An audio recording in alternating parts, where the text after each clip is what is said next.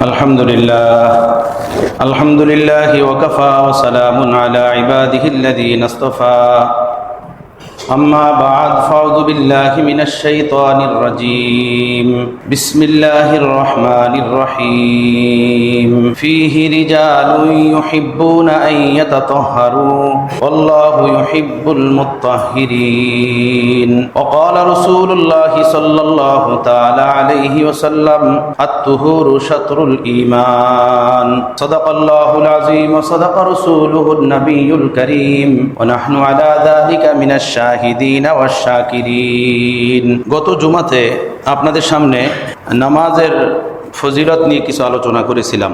নামাজ হলো ওই আমল যেটা মুমিনের ঈমান আনার পরে সবচেয়ে গুরুত্বপূর্ণ বন্দিগি, সবচেয়ে আহাম বন্দিগি। যার নামাজ নাই তার দ্বীন নাই, তার ইসলাম নাই। যার ভিতরে নামাজ নাই সে যেন কোনো ধর্মেরই না, কোনো দিনেরই না, দিনের ভিতরে তার কোনো অংশ নাই। রাসূল পাক সাল্লাল্লাহু তাআলা আলাইহি ওয়াসাল্লাম জীবনের শেষ মুহূর্তে 17 ওয়াক্ত নামাজ পড়ার জন্য স্বাভাবিকভাবে মসজিদে আসতে পারেন নাই। তো হযরত আলী ও হযরত আব্বাস রাদিয়াল্লাহু তাআলা আনহুমা এই দুইজন সাহাবীর কাঁধে ভর করে নামাজের জন্য আসতেন। সাহাবায়ে কেরাম নামাজের জন্য মসজিদে অপেক্ষায় থাকতেন। রাসূল পাক সাল্লাল্লাহু তাআলা আলাইহি ওয়াসাল্লাম কামরাতে অসুস্থ অবস্থায় থাকতেন। হযরত আলী হযরত আব্বাস দুজনে প্রিয় নবীকে জাগায় নিয়ে আসতেন। এভাবে নিয়ে আসতেন যে প্রিয় নবীকে ওনারা এভাবে ধরতেন, নিজের কাঁধের উপরে এভাবে নিতেন। প্রিয় নবীর দুই হাত দিয়ে দুইজন সাহাবীকে এমনভাবে ধরতেন আল্লাহর নবীর পবিত্র পাও মোবারক মাটির সাথে এভাবে মিশে মিশে যাইত, মানে পাও দিয়ে ভর করতে পারতেন না মাটির উপরে। এভাবে প্রিয় নবী সাল্লাল্লাহু আলাইহি ওয়াসাল্লাম নামাজের ইহতেমাম করছেন জীবনের শেষ মুহূর্ত পর্যন্ত। এবং হযরত আলী রাদিয়াল্লাহু তাআলা আনহু বলেন যে জীবনের শেষ সময় যখন দুনিয়া থেকে আল্লাহ নবী বিদায় নেবেন তখন আমাকে ডাকলেন কিছু বলার জন্য।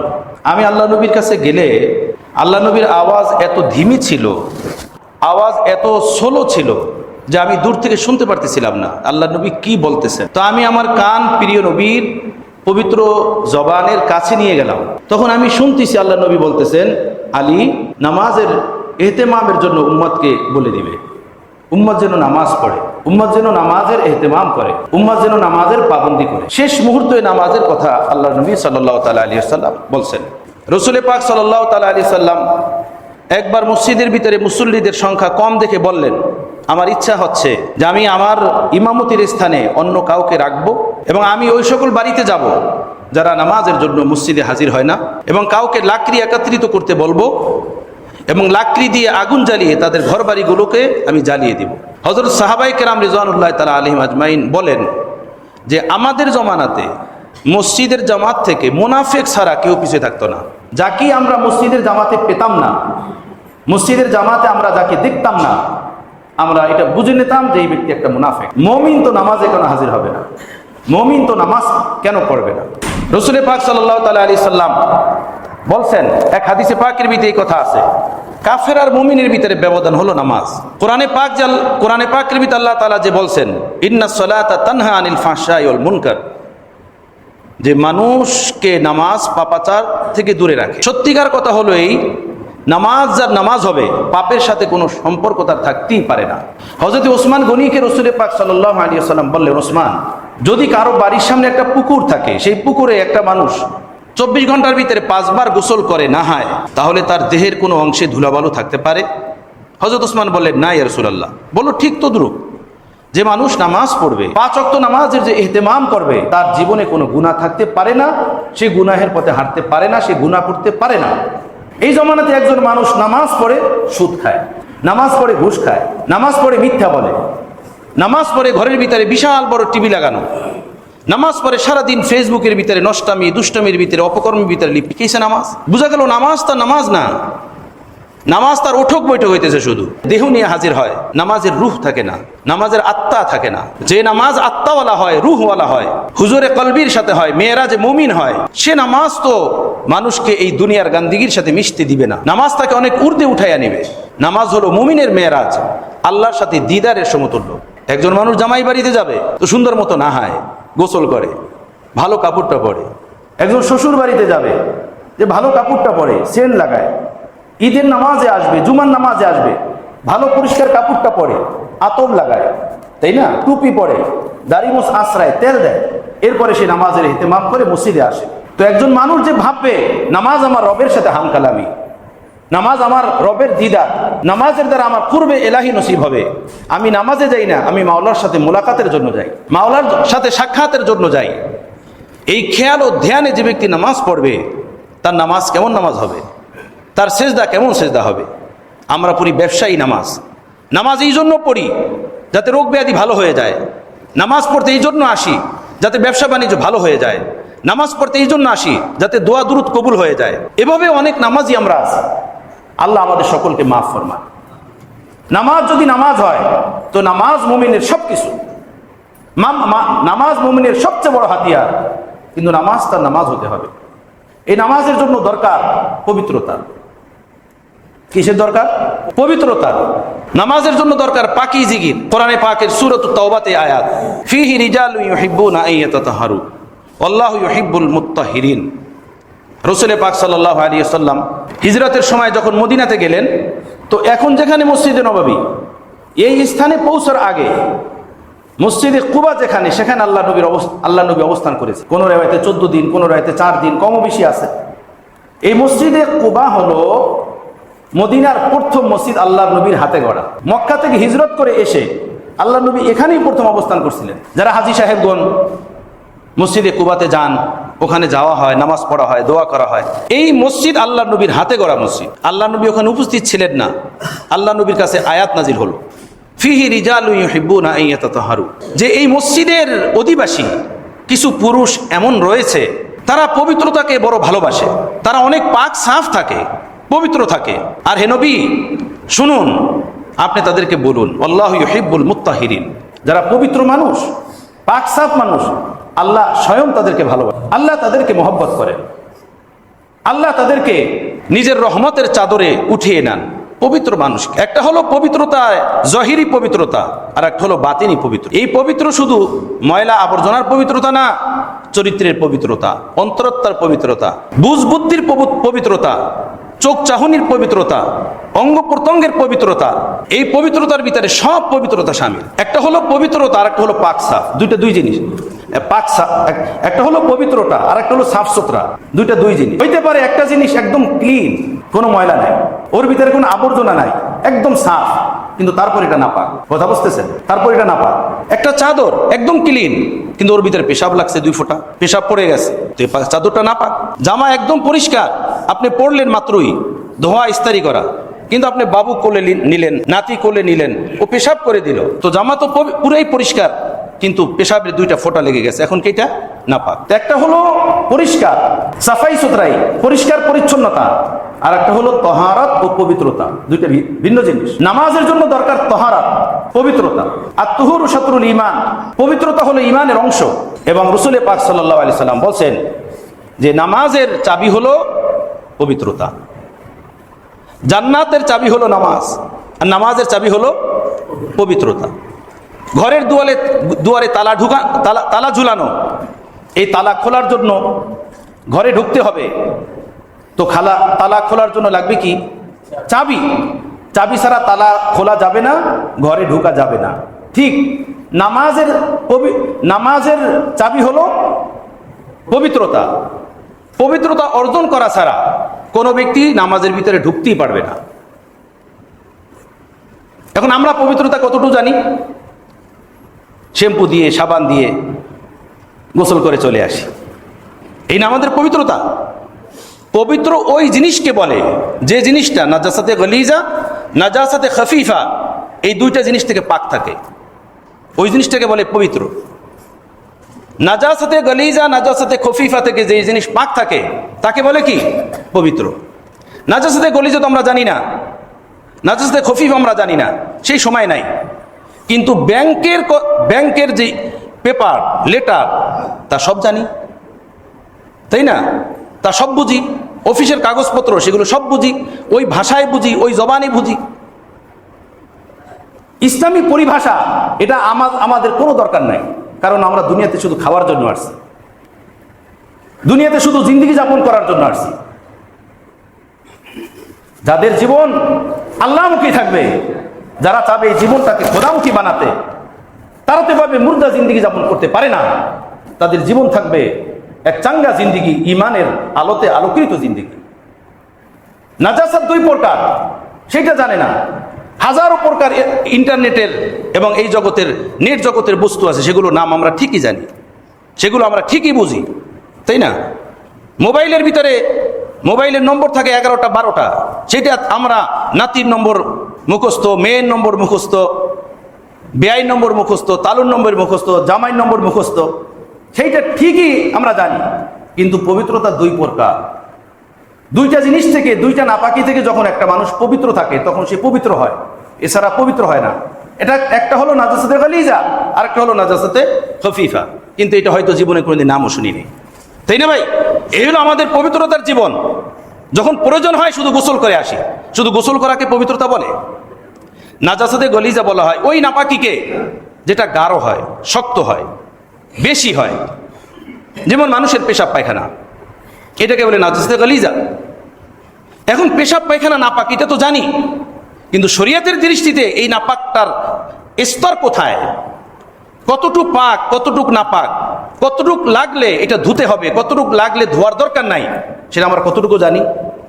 একজন নামাজি হিসাবে, একজন মুসলমান হিসাবে এটা জানা দরকার কি দরকার না?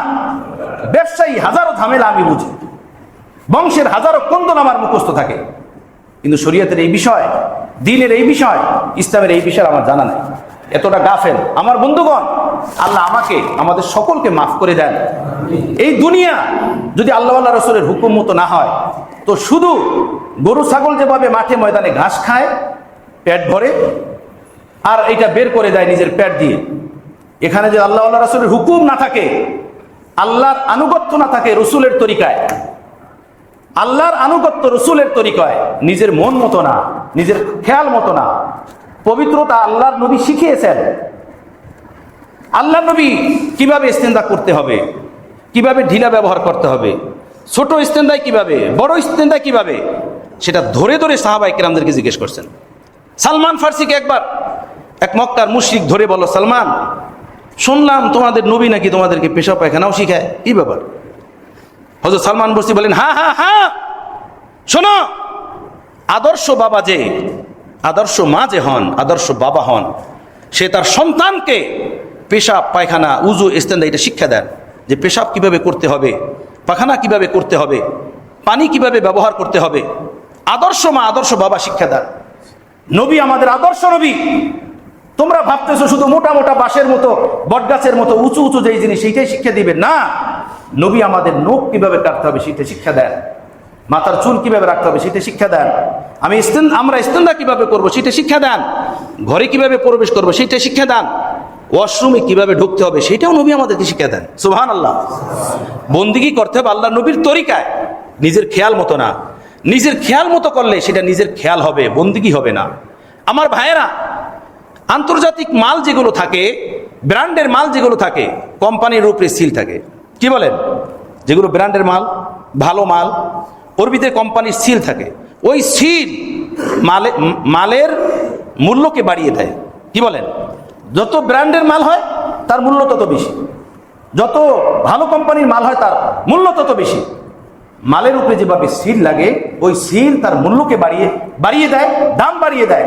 আমার ভাইয়েরা, আমাদের বন্দিগির উপরে নবী মুহাম্মদ রাসূলুল্লাহর সুন্নাতের সিল লাগে।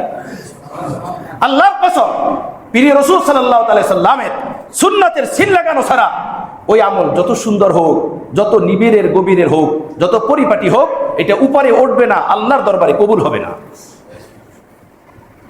যে আমলের উপরে প্রিয় রাসূলের সুন্নাতের মোহর নাই, সুন্নাতের সিল নাই, ওই আমল যত সাজানো গুছানো হোক, আল্লাহর দরবারে ওর কোনো মূল্য নাই, ওর কোনো দাম নাই। আমাদের ঈমান, আমাদের ইসলাম, আমাদের আমল, আমাদের বন্দেগী, আমাদের জিন্দেগি, আমাদের হায়াত ও মওত সব কিছু প্রিয় রাসূল সাল্লাল্লাহু আলাইহি সাল্লামের আদর্শের সাথে জড়িত, তালিমের সাথে জড়িত। আমাদের ঈমান প্রিয় নবীর নবুয়তের সূর্যের আলোতে আলোকিত। আমাদের ঈমান ওই আলোতে আলোকিত করতে হবে। আমাদের আমল ওই আমলই প্রিয় নবীর বাতলানো আমলই আলোকিত এবং নুরানি বানাতে হবে। তো নাজাসাতে গলিজা হলো ওই নাপাকি যেটা গাঢ় হয়, শক্ত হয়, যেমন পেশাব পায়খানা। এখন একটা ছিটা পড়লো, একজন মানুষ পেশাব করতে গেলেন, ওয়াশরুমে গেলেন, সামান্য শুয়ের মাথার মতো একটা ছিটা বলল, এটা পাক না না পাক? পেশাব তো না পাক। এইটার অবস্থা কি? তাহলে কি আপনার জামাটা চেঞ্জ করতে হবে? আপনার পায়জামাটা চেঞ্জ করতে হবে? জানি না, জানি না। কত বড় অজ্ঞতা!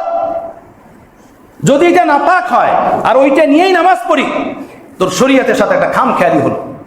শরীয়ত বলতেছে এটা নাপাক, তারপরে আমি এটা নিয়েই নামাজ পড়লাম, তাহলে আমার নামাজ হলো না।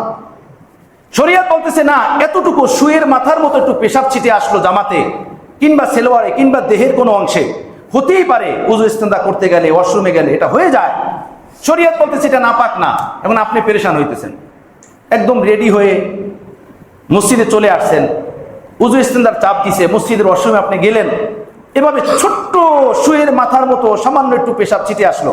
এখন আপনি মনে করতেছেন এটা নাপাক, এখন আবার বাসায় যাও, আবার সেলোয়ার চেঞ্জ করো, প্যান্ট চেঞ্জ করো, কি একটা মুশকিল না? তো দেখেন এই জিনিসটা জানা কতটা জরুরি, অথচ আমরা জানি না এটা পাক না না পাক। আমার ভাইয়েরা, দুনিয়ার ব্যাপারে আমরা এরকম অজ্ঞ না। আমাকে কেউ একটা টাকা ঠকাতে পারে না, আমার ক্যাশ থেকে পকেট থেকে কেউ একটা টাকা নিয়ে যেতে পারে না। এই ব্যাপারে আমি বড় সজাগ দৃষ্টি রাখি, আমি বড় চালাক চৌকান না। কিন্তু দিনের ব্যাপারে এত গাফেল কেন, এত উদাসীন কেন? এটা ঠিক না। এই গাফলাতি আমাদের থেকে দূর করা উচিত। হ্যাঁ, দুনিয়া কামাও মাওলাকে নিয়ে, ব্যবসা করো মাওলাকে নিয়ে, আর পূজাবাস বা খোদাবাস যেখানে থাকো মাওলাকে নিয়ে থাকো, মাওলার হুকুমকে নিয়ে থাকো, রসুলের তরিকা নিয়ে থাকো, রসুলকে নিয়ে থাকো। কেউ যদি তখতে সুলাইমানিও পায়, সুলাইমানের মতো, হযরত সুলাইমান আলাইহিস সালামের মতো রাজত্ব আল্লাহ যদি কাউকে দিয়ে থাকেন, ওই রকমের ধন সম্পদের মালিক যদি কেউ হয়, অত বড় রাজত্ব কেউ পেয়ে যায়, কোনো ক্ষতি নাই যদি আল্লাহর হুকুমের সাথে হয়, সুলাইমানের আদর্শের সাথে হয়, সুলাইমান আলাইহিস সালামের চরিত্রের সাথে হয়। কিন্তু আমরা আল্লাহকে ভুলে দুনিয়াও পাই না, আখিরাতও পাই না। দুনিয়াও হারালাম, আখিরাতও হারালাম।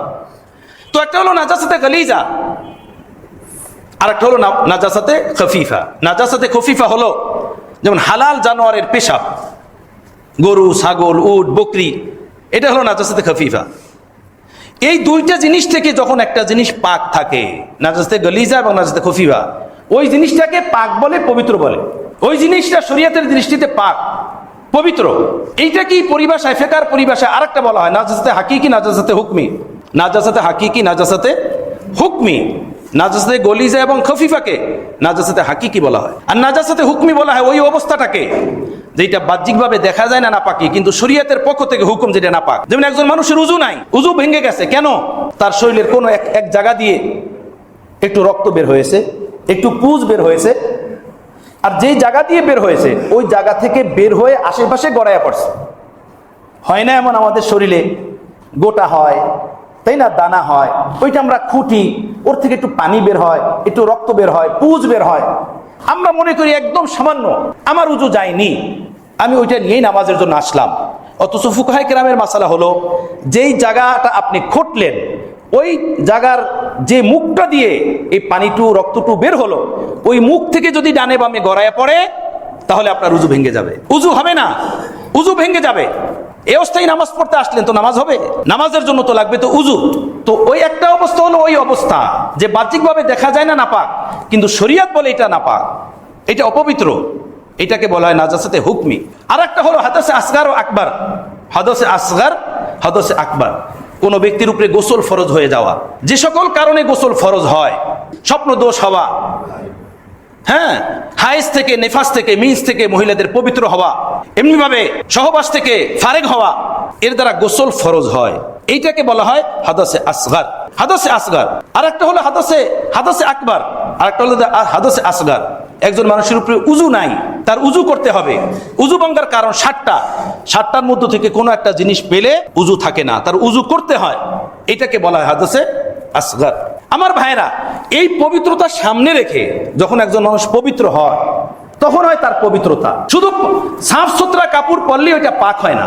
আমি যে বললাম এটা সম্ভব, একটা কাপড় একদম ক্লিন, পরিষ্কার, এক জাররা ময়লা নাই, কিন্তু তা সত্ত্বেও এটা না পাক। ওইটা পাক না, ওইটা পবিত্র না। আর নামাজের জন্য লাগে পবিত্রতা, নামাজের জন্য দরকার পবিত্রতা।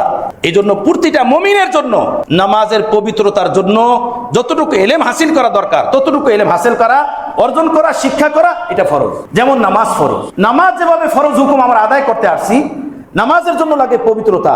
পবিত্রতা কাকে বলে? এখন পবিত্রতার জন্য আছে গোসলের ফরজ, উজুর ফরজ, সেটা জানাও ফরজ। গোসলের ফরজ কয়টা বলেন? 3টা। গোসলের ফরজ 3টা। একটা ছেলে মাস্টার ডিগ্রি পড়ে, আইএ বিএ পড়ে, এসএসসি পাস করে, সেই ছেলেটা গোসলের ফরজ জানে না, সেই মেয়েটা গোসলের ফরজ জানে না।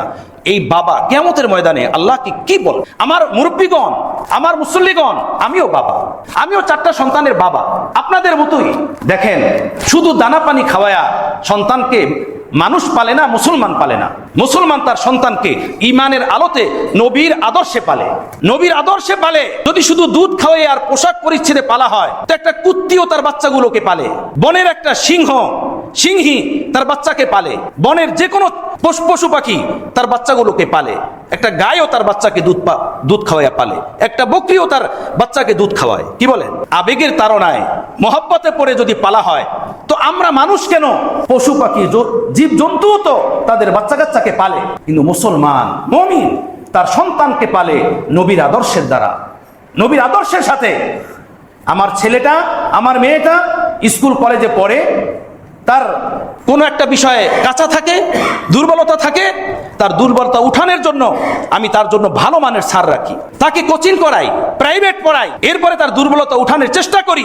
আমি বাবা আমার এই ছেলেটাকে মেয়েটাকে পবিত্র জীবন শিক্ষা দিলাম না, উজুর ফরজ শিক্ষা দিলাম না, গোসলের ফরজ শিক্ষা দিলাম না। আমার মেয়েটা বড় হয়ে গেছে, ছেলেটা বড় হয়ে গেছে, এরা যখন ফরজ গোসল করবে, সেই ফরজ গোসলটা কিভাবে করবে সেইটা শিক্ষা দিলাম না। এটা কি আমার বাবার দায়িত্ব না? এটা আমি মায়ের দায়িত্ব না? আল্লাহর দরবারে কিভাবে আমরা পার পাবো? আল্লাহর দরবার থেকে। আমার বন্ধুগণ, বড় ভয়ঙ্কর বিষয়, বড় ভয়ঙ্কর বিষয়। আওলাদ, যুরিয়াত আল্লাহ পাকের পক্ষ থেকে নিয়ামত। কত ঘরে বাবা মা আছেন, সন্তানের মুখ তারা দেখতে পান না আজ পর্যন্ত। হাহাকার, পালতে নিয়ে আসেন সন্তানদেরকে, কিন্তু সন্তানের মুখ তারা দেখে না। আমাদেরকে আল্লাহ পাক সন্তান দিছেন শুধু লুডু, স্যান্ডউইচ, বার্গার, দেশি বিদেশি খাবার ও চকলেট দিয়ে তাদেরকে লালন পালনের জন্য না। এদের ব্যাপারে জিজ্ঞাসা হবে কিয়ামতের ময়দানে, এদেরকে আমি কিভাবে পাললাম, কিভাবে এদেরকে তরবিয়াত দিছি, কিভাবে এদেরকে শিক্ষা দিয়েছি, আমাকে জিজ্ঞেস করা হবে। আল্লাহি এই সওয়ালের জিজ্ঞাসিত হব আমরা। তো আমার ছেলেকে তো আমি এটা শিক্ষা দেই নাই, তাকে ইংলিশ মিডিয়ামে, তাকে বিভিন্ন নামি দামি স্কুলে পড়ানোর দিকে আমার জেহেন গেল, আল্লাহ রাসূলের আদর্শের দিকে জেহেন গেল না। কত ভার্সিটি, স্কুল, কলেজে পড়ে ছেলেরা আছে, মেয়েরা আছে, যারা উজুর ফরজটা, গোসলের ফরজটা পর্যন্ত জানে না। গোসলের ফরজ 3টা গোসলের ফরজ। 1 নম্বর কি বলেন? গড়গড়ার সাথে কুলি করা, এমনভাবে গুলি করা যে হলক পর্যন্ত পানি পৌঁছে যায়, যদি রোজাদার না থাকে, যদি রোজা না হয়। 2 নম্বর হলো নাকের নরম জায়গা পর্যন্ত পানি পৌঁছাতে হবে, হাতে পানি নিয়ে টেনে পানি উঠাতে হবে। যদি টেনে পানি উঠানো সম্ভব না হয়, তো আঙ্গুল ভিজিয়ে নাকের ছিদ্রের ভিতরে ঢুকাইতে হবে, ঢুকাইতে পুরাটাকে ভিজাইতে হবে, ক্লিন করতে হবে, পরিষ্কার করতে হবে। এটা গোসলের ফরজ। 2 নম্বর ফরজ। গোসলের 3 নম্বর ফরজ, মাথার চুল থেকে নিয়ে পায়ের নখ পর্যন্ত দেহের কোনো একটা বাহ্যিক এরিয়াতে একটা চুল পরিমাণ জায়গা শুকনো থাকতে পারবে না, পুরোটাকে ভিজাতে হবে।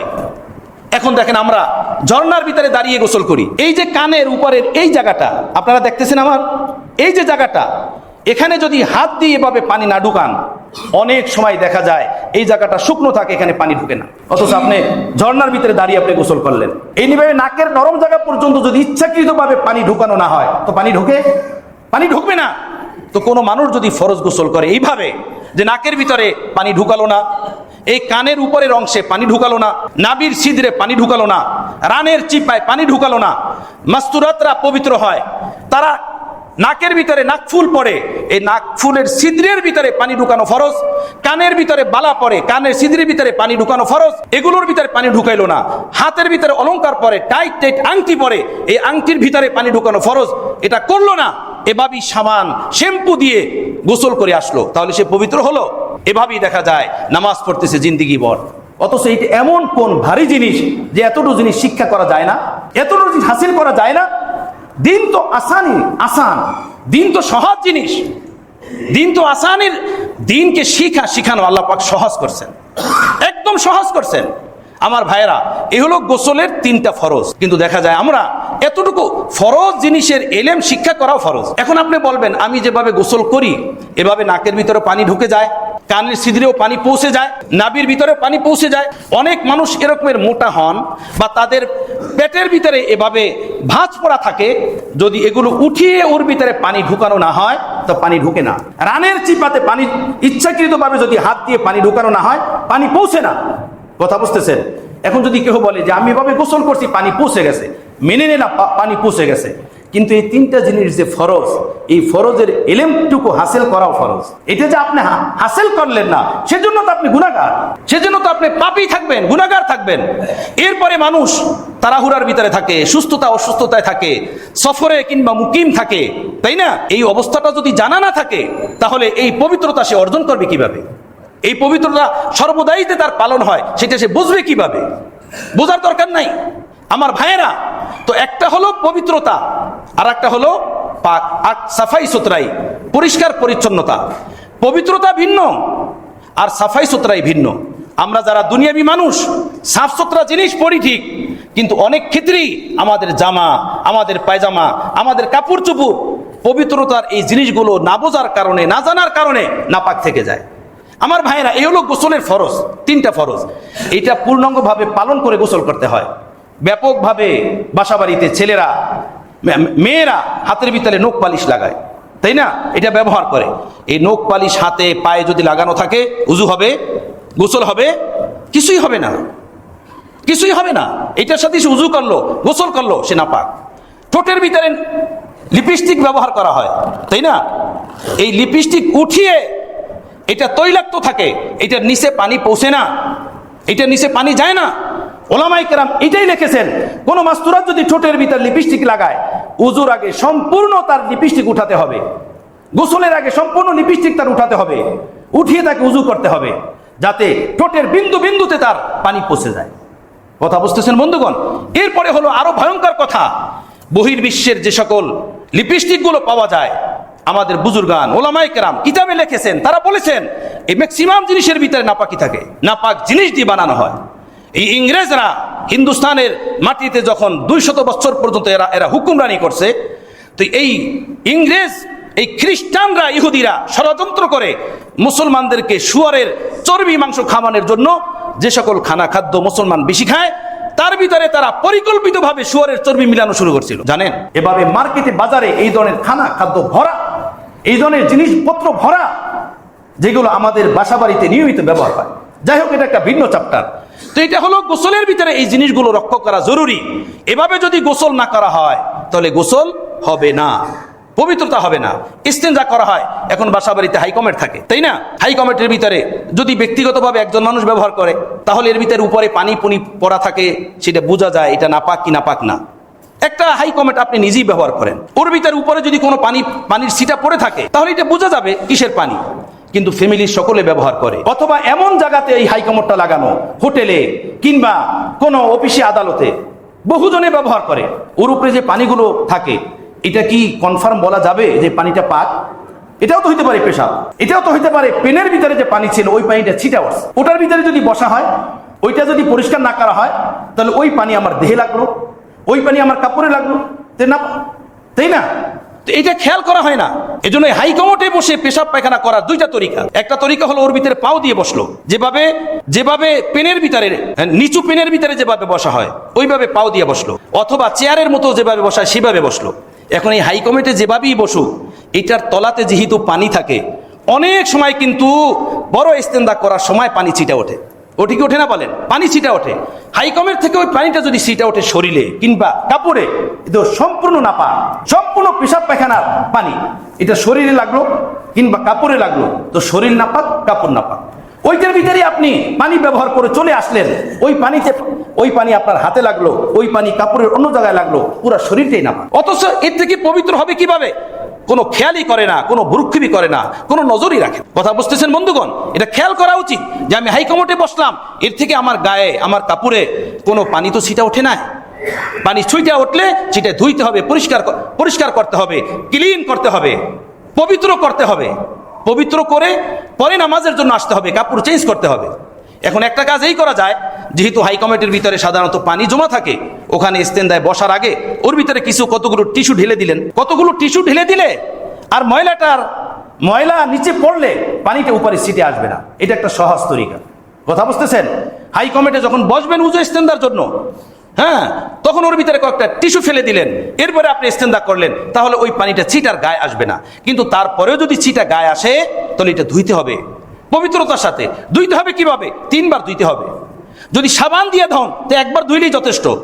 সাবান দিয়ে পানি দিয়ে ধুইলেন, একদম ক্লিন পরিষ্কার কাপড় কিংবা দেহ। আর যদি সাবান ছাড়া ধন, শুধু পানি দ্বারা, তো ওই কাপড়টা বা ওই শরীরের অংশটাকে 3 বার ধৌত করতে হবে।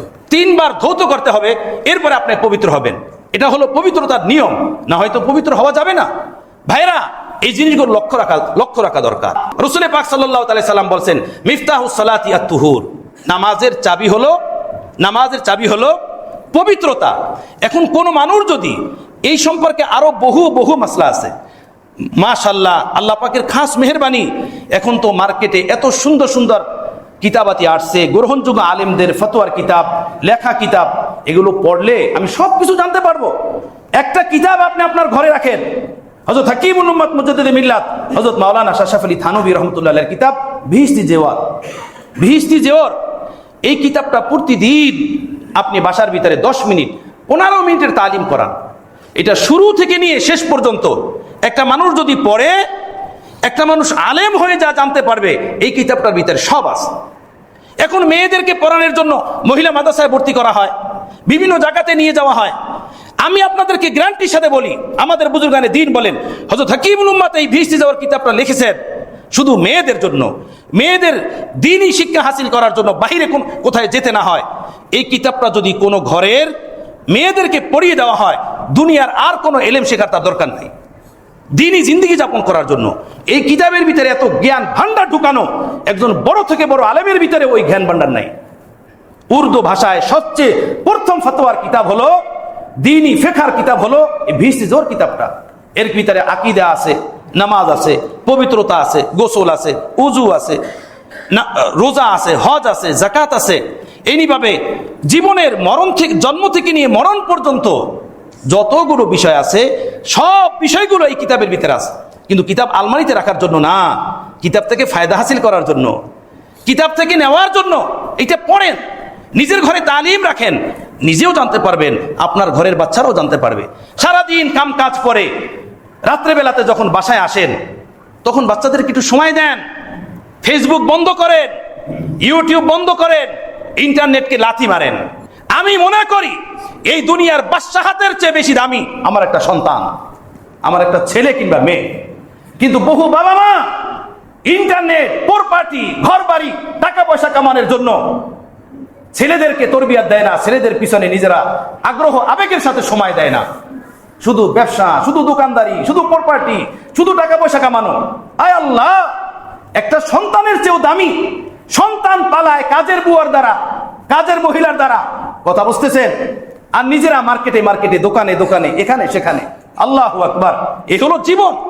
এই সন্তানের প্রতি মায়া, আদর্শ, আমাদের সন্তানরা নিশ্চিত নষ্ট হয়ে যাবে, ওরা খারাপ হয়ে যাবে।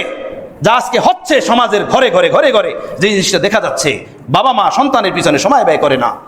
আমি আপনি যেভাবে সন্তানের পিছনে আবেগ আগ্রহের সাথে সময় দিব, কাজের বুয়া সেইভাবেই দিবে না? কি বলেন? সেইভাবেই তো দিবে। তো এই জিনিসটা যখন বোঝেন, তো আপনার দোকানদারি থেকে, আপনার অফিস থেকে একটু সময় বের করে আপনি আপনার সন্তানের পিছনে সময় কেন দেন না? কেন তাদেরকে আদর্শ মানুষ বানানোর জন্য একটু মেহনত করেন না? দ্বীনি কিতাবের তালিম ঘরের ভিতরে জারি করেন না? ওলামা মাশায়েখদের কাছে নিয়ে যান না? ওলামা মাশায়েখদের কাছ থেকে দোয়া নেন না? এই সন্তানরা বড় হবে, ভালো হবে কিভাবে? আপনি বাবা ঘরে থাকেন না, মা ঘরে থাকে না, অথবা মা যদি ঘরে থাকেনও, কয়টা সন্তান মায়ের কথা শুনে বলেন? কয়টা সন্তানকে মা নিয়ন্ত্রণ করতে পারে? মা তো মা হন, মা তো মাই। এই ছেলেটা দিন দিন বড় হয় কাজের বুয়াদের হাতে, কাজের মহিলাদের হাতে, এভাবেই তাদের হাতে খানা খায়, তাদের হাতে গোসল নেয়, তাদের হাতে ঘুম পড়ায়। মা ব্যস্ত, কিসের ব্যস্ত? ফেসবুক, ইউটিউব, তার প্রপার্টি, তার অফিস, এগুলো নিয়ে ব্যস্ত। আল্লাহু আকবার। মানে সন্তানের থেকেও দামি হলো আমার ফেসবুক, সন্তানের থেকে দামি হলো আমার ইউটিউব, সন্তানের থেকেও দামি হলো আমার দোকানদারি আর ঘরবাড়ি। এতটা আমরা বোকা, এতটা আমাদের মাথা নষ্ট হয়ে গেছে। সন্তানের পিছনে সময় দেন, সন্তানের পিছনে সময় দেন। আমার বন্ধুগণ, সন্তানের পিছনে সময় ব্যয় করেন, আবেগ আগ্রহের সাথে ওলামা মাশায়েখদের কাছে নিয়ে যান, তাদের দোয়া নেন, তাদের তরবিয়াতে নিয়ে যান, তাদের চোখে ফালান। সন্তানদেরকে যদি সুসন্তান বানাতে চান, ভালো বানাতে চান, মানুষ বানাতে চান, না হয় আপনার পিজা বার্গার আর বিদেশি চকলেট খেয়ে ও নষ্ট হয়ে যাবে, নষ্ট হয়ে যাবে, বরবাদ হয়ে যাবে, বরবাদ হয়ে যাবে। এগুলো আমার দিলের ব্যথা বলতেছি। দুইটা নয়নে প্রতিনিয়ত যা সমাজে দেশ দুনিয়াতে দেখতেছি সেই কথাগুলো বলতেছি আমার ভাইয়েরা। আল্লাহ আমাকে আপনাদের সকলকে বুঝার তৌফিক দান করেন। তো একটা হলো এই পবিত্রতা, একটা হলো এই সমস্ত নাপাকি থেকে পবিত্রতা, গোসলের পবিত্রতা হাসিল করা। দেখেন পবিত্রতার আর একটা স্তর, একটা স্তর তো বললাম এই দেহকে পবিত্র করা নাপাকি থেকে, দেহকে পাক করা নাপাকি থেকে, পেশাব পায়খানা অন্য অন্য নাপাকি এর থেকে।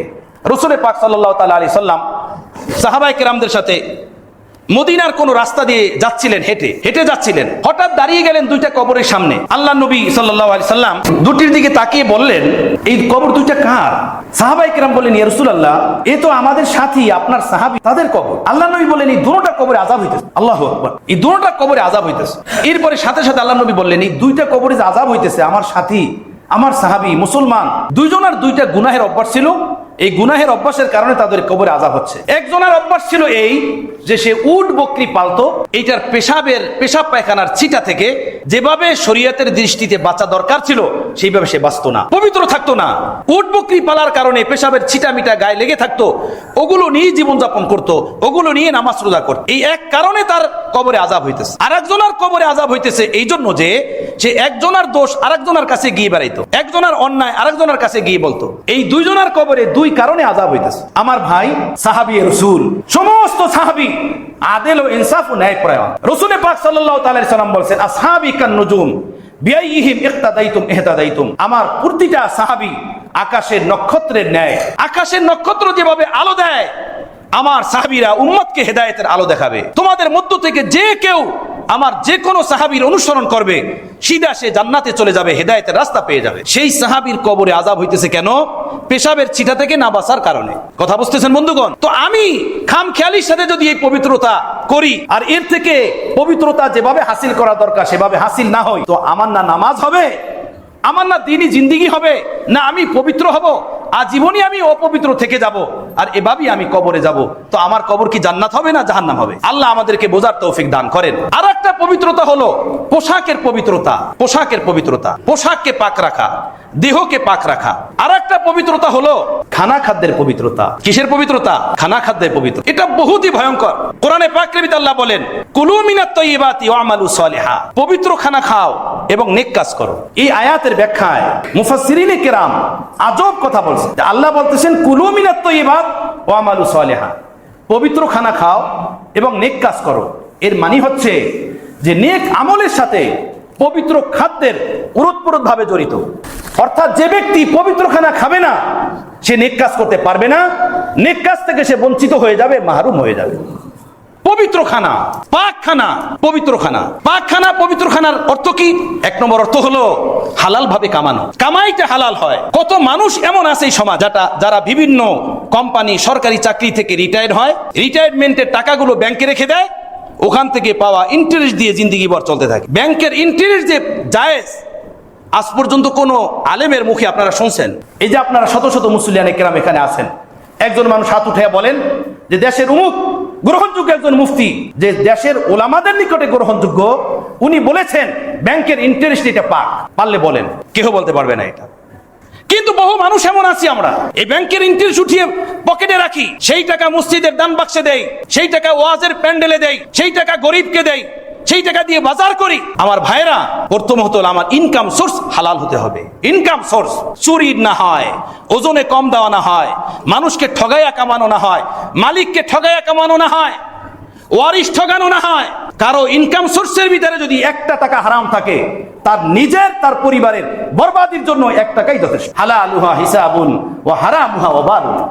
হালাল যদি কেহ কামায়, এটার হিসাব হবে কিয়ামতের ময়দানে। হিসাব দিয়ে আগে বাড়তে হবে।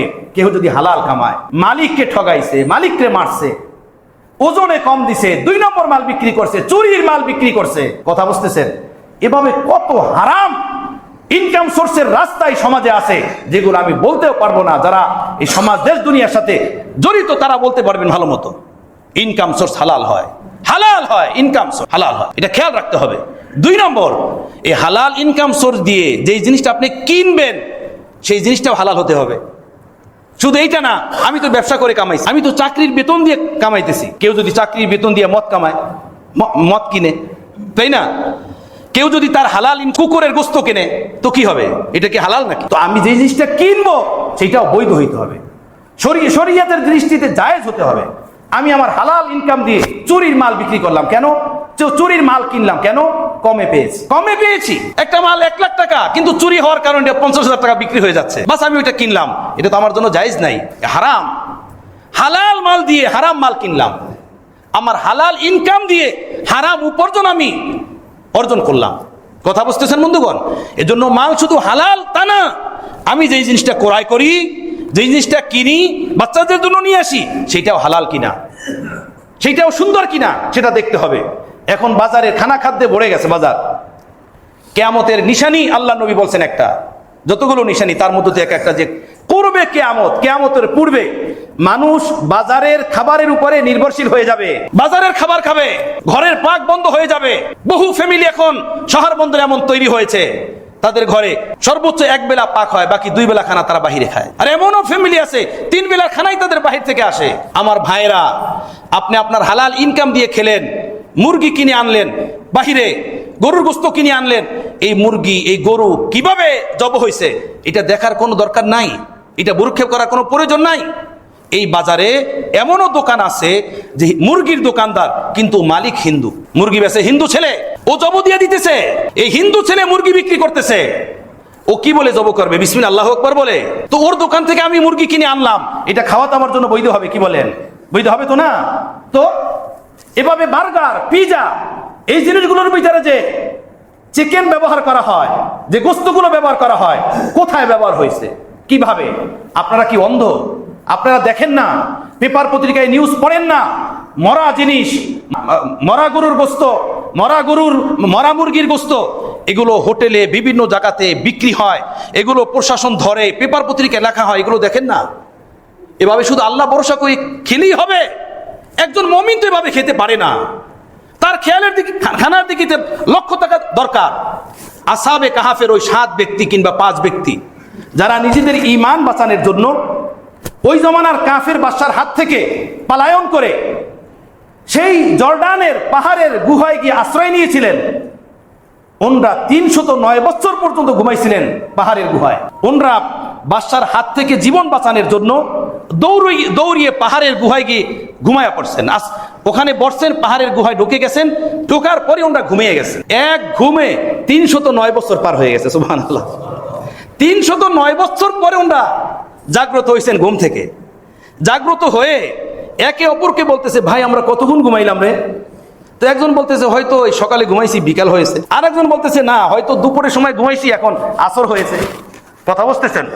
পরস্পরেই আলোচনা করতেছে, কোনো সমাধান না পেয়ে একজনে বলে, আরে ভাই বাদ দাও, যতটুকু ঘুমাইছি আল্লাহ ভালো জানে, লাগছে ক্ষুধা, খানা আনতে যাও। ফাবাসু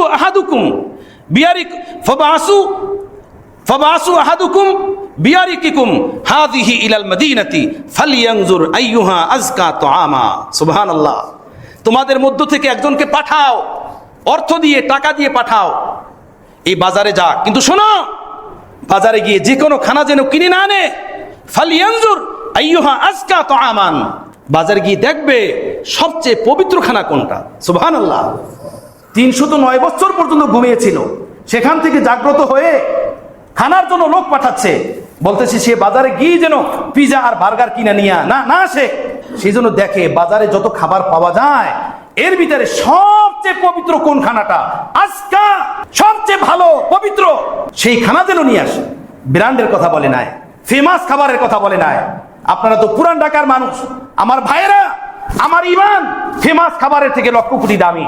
আমার ইসলাম ব্র্যান্ডের খাবার খাদ্যের থেকে লক্ষ কোটি দামি, এরকমের নামি দামি হাজি গাজীদের বিরিয়ানির থেকে লক্ষ কোটি দামি আমার ইমান, আমার ইসলাম। এই ইমান ইসলামের পিছে নবীগণ নিজেদের রক্ত প্রবাহিত করেছেন, সাহাবায়ে কেরাম শাহাদাত বরণ করেছেন, আউলিয়ায়ে কেরাম জান মাল সব কিছু উৎসর্গ করেছেন। হ্যাঁ, আজকে খাও খাবার, এরপরে কি অন্ধকার আর অন্ধকার, অন্ধকার অন্ধকার। বাজারের খানা কি পরিমাণ ময়লা, একটা ঘটনা শোনাই বুঝতে পারবেন। এই হিন্দুস্তানের এক মহামানব ছিলেন হযরত মুজাদ্দেদে আল ফিসানি রহমতুল্লাহ আলাই। নাম আপনারা শুনেছেন কখনো? হযরত মুজাদ্দেদে আল ফিসানি রহমতুল্লাহ আলাই। উনি একবার মসজিদে নামাজ পড়তেছিলেন। নামাজ শেষে মসজিদ থেকে বের হলেন, দেখলেন যে মসজিদের বাহিরে মুসল্লিদের জুতাগুলো দুই ভাগে ভাগ করা, কিছু ডানে কিছু বামে। দুই দিকে জুতা দেখার পরই ওনার কাশফ হয়ে গেছে। কাশফ হলো আল্লাহ ওয়ালাদের অন্তর্দৃষ্টি খুলে যাওয়া, অন্তর্দৃষ্টি খুলে যাওয়া। উনি দেখতে পেলেন যে ডান দিকের যে জুতাগুলো এরা জান্নাতি মানুষ, আর বাম দিকের যে জুতাগুলো এরা জাহান্নামী মানুষ। কথা বুঝতেছেন? অন্ধকার থেকে কথা বলি না, আমার কাছে কিতাব আছে, একাধিক কিতাবে এই কথা উল্লেখ আছে। কারো যদি এই ব্যাপারে বিন্দুমাত্র সন্দেহ হয়, আমার বন্ধুগণ আপনি আসুন, আমি কিতাবের রেফারেন্স আপনাকে দেখাই দেব। আমরা আলোর জগতে বসবাস করি না, আমরা যে দ্বীনের কথাবার্তা বলি, আকাবের আসলাফের নজরিয়া, চিন্তা চেতনা, উলুম মারিফের খাজানা ভান্ডারকে সামনে রেখে কথা বলি। কথা বুঝতেছেন বন্ধুগণ? হ্যাঁ, মুজাদ্দেদ আল ফিসানি রহমতুল্লাহ এটা দেখলে উনি ওনার এই অবস্থাটা যে উনি জিজ্ঞেস করলেন, ভাই এই জুতাগুলো দুই ভাগে ভাগ করছে কে? তো মুসল্লিদের মধ্য থেকে কেউ বলল, হুজুর আপনার এই দুই ছেলে মোহাম্মদ মাসুম এবং মোহাম্মদ সাঈদ, ছোট ছোট, ওরা বাহিরে খেলাধুলা করতেছে, খেলাধুলা করতে করতে জুতাগুলো দুই ভাগে ওরা ভাগ করছে। মুজাদ্দেদ আল ফিসানি রহমতুল্লাহ বুঝে ফেলছেন, আল্লাহ রে, এই দুই ছেলে, ওনার ছেলে, উনি যেমন সন্তান তো তেমনই হবে না, কি অবস্থা। উনি আর কিচ্ছু বলেন নাই। উনি ওনার এই অবস্থাটা খাজা বাকিবিল্লাহ ওনার শায়েখের নিকটে চিঠির মাধ্যমে জানাইলেন, হযরত একদিন নামাজে গেলাম, এই দৃশ্য দেখলাম, আমি কি করতে পারি? খাজা বাকিবিল্লাহ রহমতুল্লাহ আলাই, মুজাদ্দেদ আল ফিসানি রহমতুল্লাহ আলাইহির মুরব্বী, উনি বললেন তোমার দোনোটা ছেলেকে নিয়ে দিল্লিতে আমার কাছে আসো। উনি দোনো ছেলে নিয়ে গেলেন, ছেলেদেরকে ওখানে রেখে একটা লোক পাঠালেন বাজারে, যে বাজার থেকে একটা খোলা খাবার নিয়ে আসো। ওই খোলা খাবার নিয়ে আসা হলো, ওই দোনোটা ছেলেকে খাওয়াইয়া দেওয়া হলো। ওই দোনোটা ছেলেকে খাওয়াইয়া দেওয়ার পরে তাদের এই অবস্থা বন্ধ হয়ে গেছে। এরপরে আর তাদের ভিতরে এই অবস্থা বাকি থাকে নাই। সুবহানাল্লাহ। আজ থেকে 500 বছর আগে বাজারের একটা খানা খাদ্যের দ্বারা যদি অন্তর্দৃষ্টিভাবে বন্ধ হয়ে যেতে পারে, আজকে এই জমানায় সুদ, ঘুষ, জুয়া, নেশা, মরা ধরা, হার তরহের খাবারের দ্বারা বাজার সাইলাব হয়ে আছে। আমার ভাইয়েরা, ব্র্যান্ডের মাল, ফেমাস মাল যারা বিক্রি করে, এরা কি জিবরাইল, মিকাইল? এরা কি ফেরেশতা জমিনে? আমার ভাইয়েরা, তারা পয়সার লালচে না জানি কত কিছু করে। আমার ইমান তো পয়সার সামনে বিক্রি হতে পারে না, আমার ইসলাম তো বিক্রি হতে পারে না। আমার তো খানা খাদ্যের ব্যাপারে সজাগ দৃষ্টি রাখা দরকার, সজাগ নজর রাখা দরকার, ফিকির রাখা দরকার। হ্যাঁ, এই জন্য ভাইয়েরা, একজন নামাজি মানুষের জন্য এটাও লক্ষ্য রাখা দরকার, এটাও লক্ষ্য রাখা প্রয়োজন। হযরত মাওলানা কাসেম নানুতুবি রহমতুল্লাহ আলাইহি, দারুল উলুম দেওবন্দের একজন মহা মনীষী, এবং আরেকজন ছিলেন হযরত মাওলানা ইয়াকুব নানুতুবি রহমতুল্লাহ আলাইহি। এই ইয়াকুব নানুতুবি রহমতুল্লাহ আলাইহি দারুল উলুম দেওবন্দের সদর মুফতি, সদর মুহাদ্দিস। উনি সন্দেহযুক্ত খানা একবার খেয়ে ফেলছিলেন, মুখের ভিতরে চলে গেছিল 1 লোকমা খানা। এই 1 লোকমা খানা পেটের ভিতরে চলে যাওয়ার কারণে উনি বলেন যে 40 দিন পর্যন্ত আমার দিলের ভিতরে শুধু গুনাহের খেয়াল আসছে। 40 দিন পর্যন্ত দিলের ভিতরে গুনাহের খেয়াল আসছে যে এই পাপটা করব, সেই কাজটা করব, ওই কাজটা করব। দাওয়াত দিয়েছিলেন এক ব্যক্তি, ওনার বাসায় গেছেন, খানা খেতে বসছেন, মুখে দিছেন, ভিতরে খানা যাওয়ার সাথে সাথে বুঝতে পারছেন এই খানা পাক না, ওখান থেকে রেখে উঠে আসছেন, আর খান নাই। দ্বিতীয় লোকমা মুখে দেন নাই, 1 লোকমা মুখে যাওয়ার পরে এই অবস্থা। আমার ভাইয়েরা, 40 দিন পর্যন্ত গুনাহের ওয়াসওয়াসা দিলের ভিতরে আসছে। আমার যে জেহেদ না পাক, চোখ না পাক, জবান না পাক, কান না পাক, দিল না পাক, পাও না পাক, অঙ্গ প্রত্যঙ্গের বিন্দু বিন্দু না পাক। কি কারণে? এটার বিশাল একটা কারণ আমাদের খানা খাদ্য না পাক। খানা খাদ্য মানুষের উপরে প্রভাব ফেলে। একটা গরম চা খেলেন, কফি খেলেন, শরীর থেকে ঘাম বের হয়, শরীরটা গরম হয়ে যায়। একটা ঠান্ডা জাতীয় পানি পান করলেন, শরীরটা ঠান্ডা হয়ে যায়। আমার ভাইয়েরা, ঠিক একজন মানুষ হালাল খানা খেলো, এই হালাল খানা তার ভিতরে নূরের সমুদ্র পয়দা করে দেয়। এর বিপরীতে এই মানুষটা হারাম খাদ্য খেলো, মরা ধরা খেলো, এটা তার ভিতরে অন্ধকারের তুফান তৈরি করে দেয়, অন্ধকার পয়দা করে দেয়। এই জন্য পবিত্রতার আর একটা সাইড হলো যে খানা খাদ্য পবিত্র খাওয়া, খানা খাদ্য পবিত্র রাখা। পবিত্রতার আর একটা সাইড হলো নিজের জেহেন ফিকির এটাকে পবিত্র রাখা, জেহেনকে গান্দা না করা, ময়লা না করা। পবিত্রতার আর একটা সাইড হলো অন্তরাত্মাকে পবিত্র রাখা, দিলকে সাফ রাখা, দিলের ভিতরে নাপাকি ময়লা আবর্জনা এটাকে জাগা না দেওয়া। আমার ভাইয়েরা, এই হলো পবিত্রতা।